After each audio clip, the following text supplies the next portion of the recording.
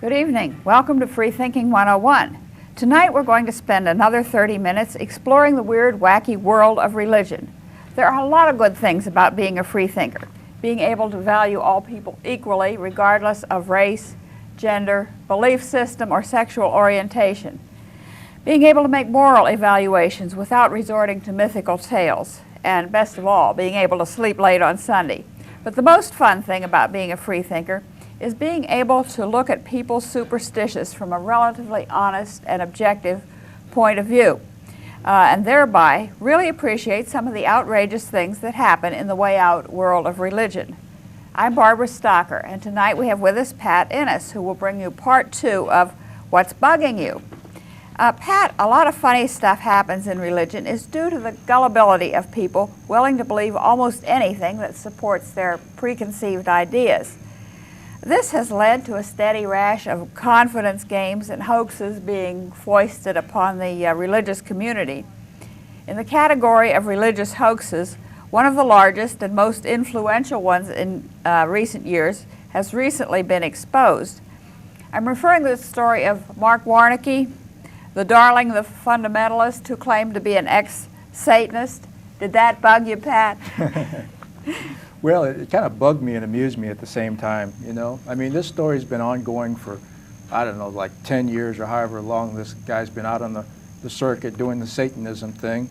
Now, Mark Warnke supposedly was the ex-head of a large satanic cult of like 1,500 people, and, you know, he had all these experiences while the leader of the satanic cult, and he wrote about him extensively in a book that was widely quoted by various of the people that really adhere to this satanic conspiracy theory, that, in other words, that there's all these Satanists out there getting ready to take over the world.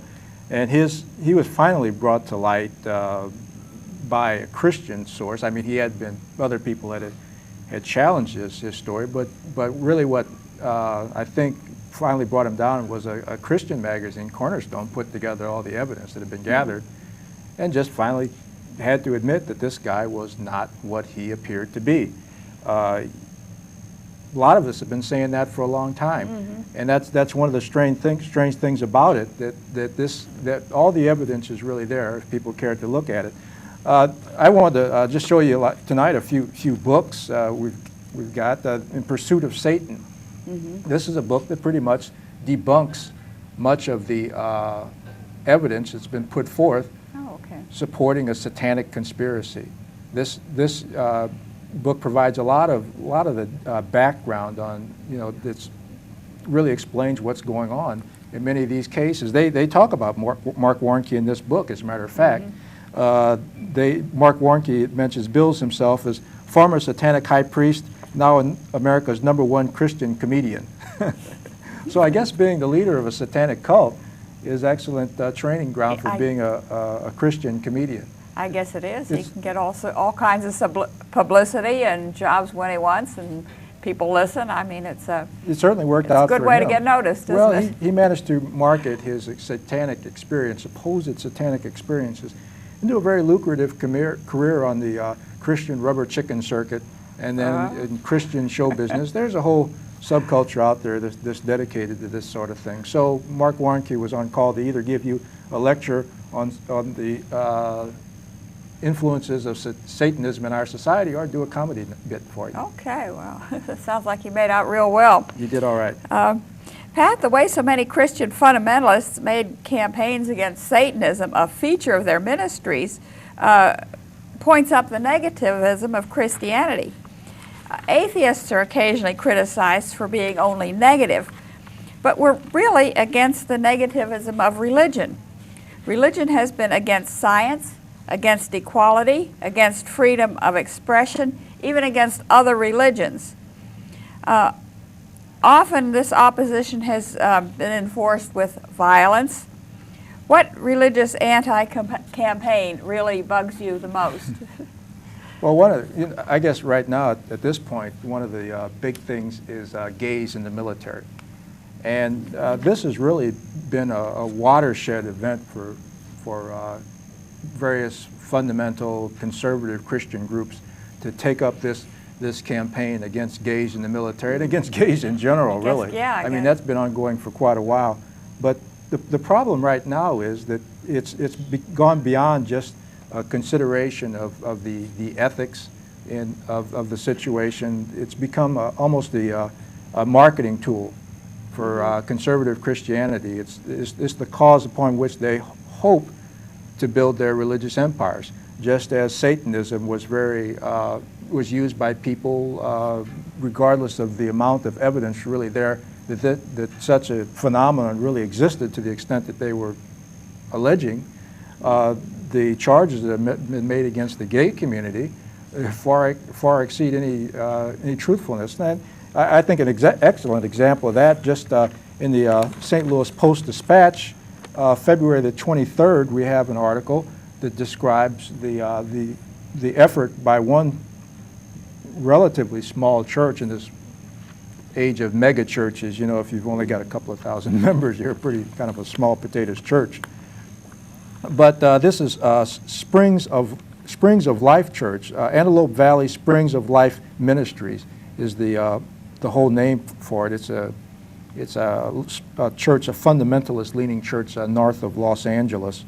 And this is the church, by the way, to establish its credentials.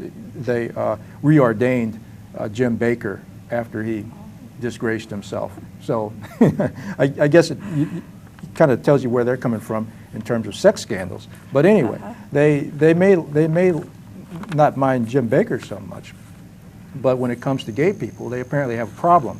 Now, what they did was to produce a very virulent anti-gay videotape, which they distribute widely. According to the Post-Dispatch article, there's been more than 25,000 copies of this tape distributed across the country, and it's been shown in churches, and apparently members of Congress have viewed this tape. It's kind of, to me, watching this tape is kind of like looking at Birth of a Nation or something like that, and trying to use that to be the source of your view on race relations. Okay, but the interesting thing here is that they've, according to the article, it says the production and distribution of anti-gay videotapes has been a source of rejuvenation for this church. Boy. It's turned into a pretty nice little cottage industry for the church. They like 25,000 copies. They're usually some type of donation or something like that. Sure, that sounds like a real gold mine for them. If they're making, say, $10 a copy, that's $250,000 right there. Yeah, Barbara, I don't have. I mean, there's money at being anti-gay. Yeah, I don't have. That's unfortunate, isn't it? Well, it's unfortunate. I don't have any of the fiscal numbers for you, so I can't really tell you whether this is a gold mine or not for them monetarily. But obviously, it's something. And there's a vast trove of, I guess you could say, latent hostility, prejudice out there against the gay community, which these religious forces are mining and turning to their advantage. Yeah, but I mean, it's not only just what's latent. I mean, they're really stirring it up. Well, it's latent they've until found a death penalty for homosexuality in the Bible. So I mean, some of the extremists are even going to that extent and advocating the death penalty. Well, Barbara, I think there's a death penalty for freethinkers in the Bible too. I think so maybe we better. I think there is. Maybe we better. Or if not that you're accused of witchcraft or something else, or heresy. Yeah. I guess heresy is the one they get you Blasphemy. For. Blasphemy. One of those awful victimless crimes. Well, one thing I wanted to mention. I mean, it may be latent before they get to it, but the hostility isn't very latent after they're finished with it. I just want to mention, in the same vein, that I mean, the Christian groups are really at the forefront, constitute the main part of the constituency of these groups that are proposing legislation to exclude homosexual rights laws, to deny homosexuals the same the status of a protected minority, which they certainly seem to need, judging by all the prejudice that's been directed against them, discrimination. But you know, this whole thing gets a little silly sometimes. Like one of the more far-out groups, the American Family Association, was going to launch a boycott of Kmart stores because of a TV commercial that Kmart was running. Now, the problem with the TV commercial was that they had two men that were discussing a fireplace. They were in a Kmart store apparently looking at some fireplace equipment or something like that. And one man put his hand on the other man's shoulder. Now, to the American Family Association, this signified an attack on the American family, on family values, on heterosexuality, and all that's right with America. A real affront to family values that one man should put his hand on. Oh boy. Well, it's amazing some of the things that they can read into the most subtle gestures. Well, it really seems like gays are replacing the fictionalized Satanists as the top of the Christian enemy list. But that situation really isn't very funny, Pat. There's a lot of hate in the religious rights campaign against gays and lesbians. Do you have anything that's bugging you that might be a little bit funnier? Well, since you asked for it, in a lighter vein. In a lighter vein. No, just recently they came out with the Catholic Church changed one of their most profound policies, and that was the penalty for missing Mass on Sunday, or whether you even have to attend Mass. You don't, now it appears that you don't always have to go to Mass on Sunday. There are certain situations when they have a holy day of obligation. That's a day that's not a Sunday that you would normally have to attend Mass. The new ruling, take note Catholics, if you only have to go to Mass once during the weekend, in case the holy day of obligation falls on a Saturday, you can skip the Sunday, okay? So you don't have, in other words, you don't have to burn in the everlasting flames of hell because you didn't have yourself in church on that day. Now, the weird part about it, this is how quickly, how easily, with little effort, they liberalize this policy. Oh, by the way, for our foreign viewers, this only affects the United States, okay. The Catholic Church in the United States. If you live in Canada, if you live in Mexico, Switzerland, Zimbabwe, check with your local authorities. Okay? Yes. Because I don't want to get anybody into trouble. I don't want to cause any souls to be damned because of a misunderstanding here. This is for U.S. Catholics only. But yeah, I mean, this is supposedly, you have a mortal sin. People, somewhere along the line, somebody must have decided to sleep in late, maybe had a hangover, forgot to set the alarm clock, whatever. They miss Mass on Sunday. According to traditional church doctrine, the way I was taught it anyway, and I was taught church doctrine because I was, I went to the parochial schools and I had the nuns and all that, and if you weren't there on Sunday, you had committed a mortal sin. I mean, well, there were exceptions, okay? You were deathly ill, you were pinned down by enemy machine gun fire, something like that, okay? That they'll let you off, those kind of situations. But other than that, your butt better be in that pew on Sunday morning or your ghost was toast, I'm telling you, Now, I just want to know what's happening now, okay? They changed the rules on us. What happened to those poor guys that, were right now they're sitting in hell. They turn on, they turn on the TV and they find out that all of a sudden they didn't really, I mean, if they had just missed Mass maybe in 1993 instead of, 1593 or whatever, they wouldn't have had a problem. This creates a big, in my mind, some type of ecclesiastical legal quandary. I mean, are the courts all of a sudden going to be packed with people appealing? If they're I don't know. There's got to be some type of trying to make this retroactive or at least grandfathering it in. Some type of divine legal system must be at work here. I mean, are they going to come back and say, hey, give me a break, cut me some slack, man. The only thing I did was miss Mass. People do it all the time now. When a holy day of obligation falls on a Saturday, that's what I did, So well, that's happened to, I guess, a lot of doctrine among the Catholics over the years. I mean, what about eating meat on Friday? When I was little, that was absolutely a no-no, and now all of a sudden it's okay. Yeah. Well, see, it's funny because if you read a lot of writings by people, the religious ethicists, moralists, they're very critical of what they call moral relativism, okay? They make the case that there are moral absolutes. These things are fixed in concrete. They don't change. Regardless of where you go in this world or what point in time it is, there is such a thing as right and wrong. Okay? Now all of a sudden we find out that things which must be, regarded as, pretty high on the order of right and wrong. I mean, things that they will actually send you to hell for forever. That's got to be you would think that would be a pretty bad one, because well, hell does sound like a really rotten place to spend eternity, and I would think you would have to do something pretty darn bad to get sent there. Yeah, well, the bishops send out a letter, they change a few rules, and hey, that's the way the church operates. It's always been that way. I guess we really shouldn't be surprised.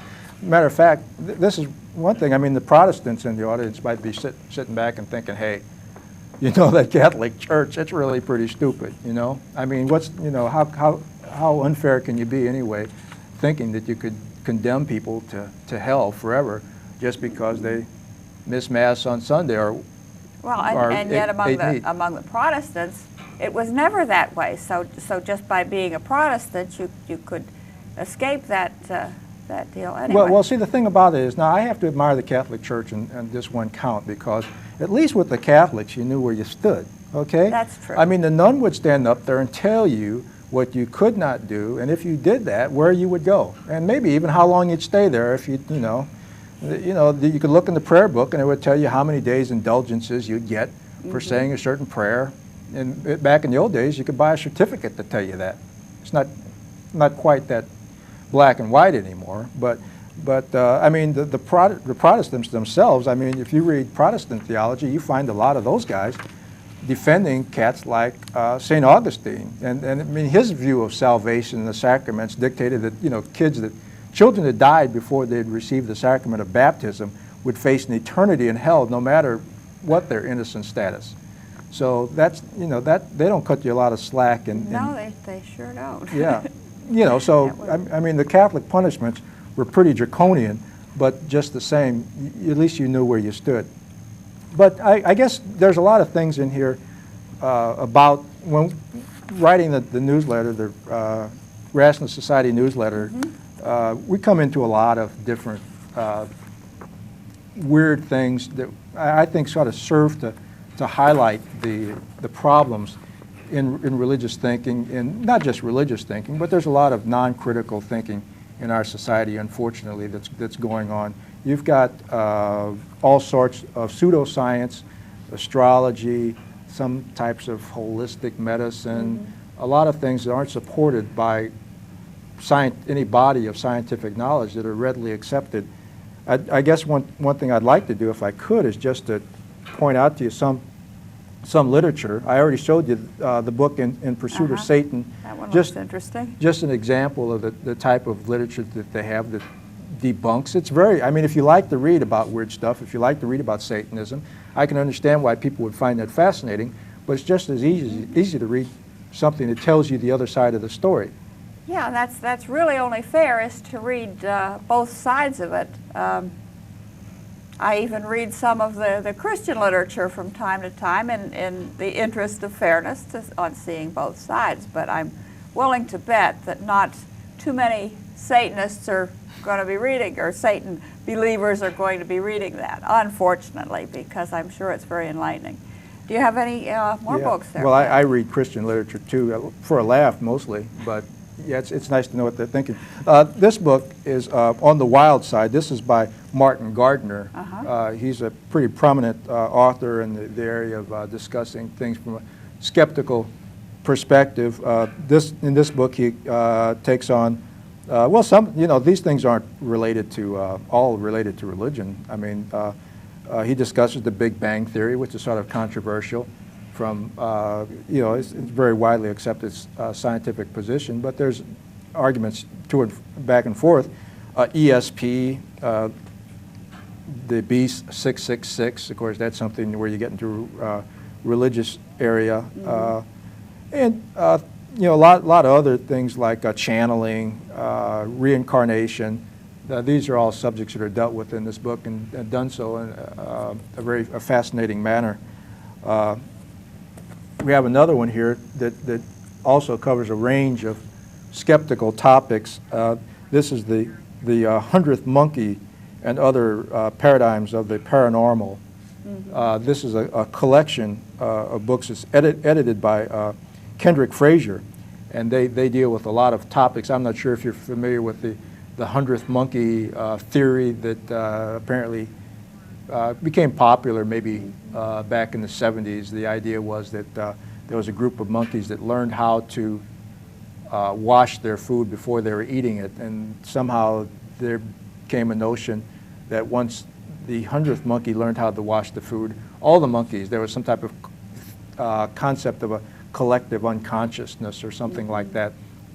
Of course, you know, it was total bunk, but it was. I did see a tape, though, on the monkeys, you know, learning to wash their food, learning it from one another. I mean, that's straightforward enough. I've seen my cats learn from each other, but I certainly don't understand this collective unconscious type thing that, you know, it's almost like they're trying to put it in the genetic code after 100 monkeys learn something, and that certainly isn't supported by any scientific valid theories. No, well, it began with some rather bad science apparently, but it was very appealing to people to think that there would be this. I mean, the fact that monkeys can learn from each other, I think, is very significant in and of itself, but there isn't any type of psychic connection among the entire species of monkeys. But that's just an example of the type of thing that you can find in this book. There's also essays by people like Isaac Asimov, Martin Gardner again, Carl Sagan, Ray Hyman, Paul Kurtz, James Randi, who's a rationalist favorite, covering a lot of different things: medical controversies, astrology, parapsychology, flying saucers.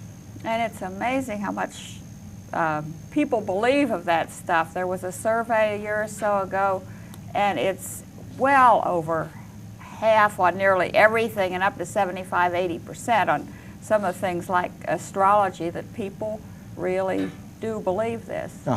Yeah. So it's a real problem, and the thing about it is, from the rationalist perspective, that's one of the functions of the rationalist society, is to provide some counterpoint to a lot of the pseudoscience that accompanies. And from our perspective, we really cannot make a distinction between pseudoscience and religion, because religion, of course, is basically a collection of mythological beliefs, and it's used as a basis for decision making. We're already discussing the homophobic aspects in our society that are founded largely in religious beliefs. Now, this, I consider belief in flying saucers. I mean, it may be unscientific, it may be unsubstantiated by fact, but it's harmless, basically. I mean, if you happen to believe that the Earth has been visited by little green men or whoever, if you believe the pyramids were created by people from another planet, then it's not really going to, normally it's not going to affect your interaction with other people. So pseudoscience, and I would say pseudoscience in general, is harmless. Religious beliefs, on the other hand, are taken as a substitute for valid, ethical, moral reasoning. I mean, and so often they're centered in the little group and tend to rule out others and foster fear and well, like homophobia or extreme nationalism or racism, and a lot of that is encouraged when people get in this tight little group and sort of feel better than other people or tend to exclude others, that type of thinking. Well, that's really the primary business of Christianity, is to establish a favored group. I mean, Judeo-Christian tradition, one of the primary underlying concepts, is that there is a chosen people, and that many are called but few are chosen. There is this idea that there's a select group of people that is superior to another group of people, primarily because of their faith, something that really can't be measured, it can't be validated. It can't, and it doesn't really even have to affect their performance as human beings. Of course, there's a big theological argument between whether whether you're saved by your faith or saved by your works. But to me, from a rationalist perspective, these things are rather small. None of the above.